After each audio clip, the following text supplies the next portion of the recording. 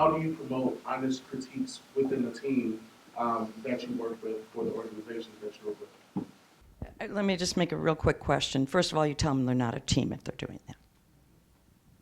That's really important. My students learn the very, very first week that they're in. You are a group until you can go through conflict in a healthy way. Because if you're going through conflict in a healthy way, then you're trusting each other, then you can have those kinds of conversations. Backing up, the way I try and hopefully encourage my students to do in the class, but also in their workplaces, is that when they're pulling a group of people together, that they give people the time, very intentionally give them the time to get to know each other, create exercises for them, have, in their case, have them go out for dinner together, go bowling together. I had a group that went bowling together. Those moments are often more important.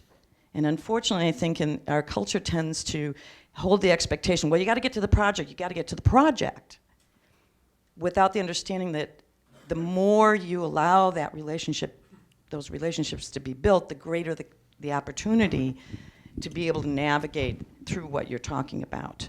I think that's what I really appreciate about what you said earlier. It's very intentional. It's like a slowing down.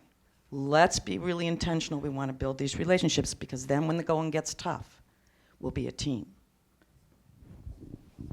I think that's right. I think the key to that is, and this is not, but you have to have a safe environment. People have to feel that there's no retribution here, and you create.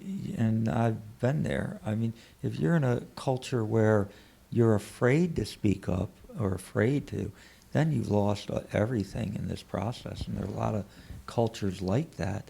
So you have to give people a sense that, man, I can say whatever I want to say, and it's going to be fine.